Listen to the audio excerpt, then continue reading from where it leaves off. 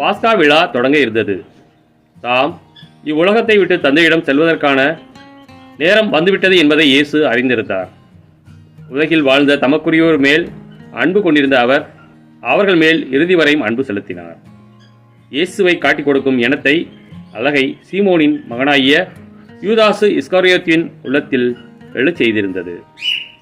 இரவு உணவு வேளையில் தந்தை அனைத்தையும் தம் கையில் ஒப்படைத்துள்ளார் என்பதையும், தாம் கடவுளிடமிருந்து வந்தது போல் அவரிடமே திரும்பி செல்க வேண்டும் என்பதையும் அறிந்தவராய் இயேசு பந்தியிலிருந்து எழுந்து தம் மேலுடையை கழற்றி வைத்துவிட்டு ஒரு துண்டை எடுத்து இடுப்பில் கட்டிக்கொண்டார்.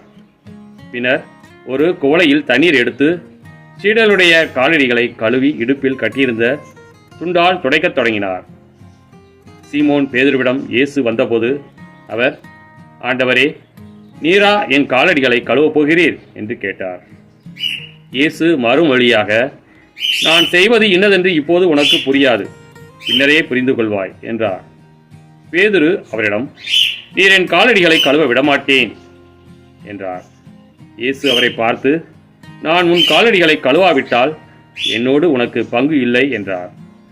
அப்போது சீமோன் பேதுரு, அப்படியானால் ஆண்டவரே, என் காலடிகளை மட்டுமல்ல, என் கைகளையும் தலையையும் கூட கழுவும் என்றார்.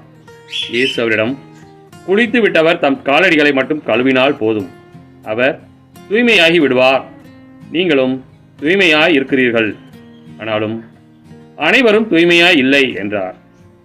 அதை காட்டிக் கொடுப்பவன் எவன் என்று அவருக்கு ஏற்கனவே தெரிந்திருந்தது. எனவேதான் உங்களுள் அனைவரும் தூய்மையாய் இல்லை என்றார்.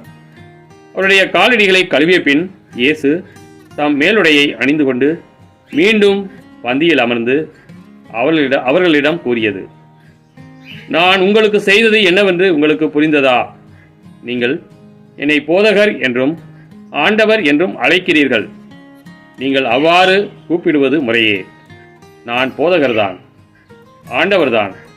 ஆகவே ஆண்டவரும் போதகருமான நான் உங்கள் காலடிகளை கழுவினேன் என்றால், நீங்களும் ஒருவர் மற்றவருடைய காலடிகளை கழுவ கடமைப்பட்டிருக்கிறீர்கள். நான் செய்தது போல் நீங்களும் செய்யுமாறு நான் உங்களுக்கு முன் மாதிரி காட்டினேன் என்றார்.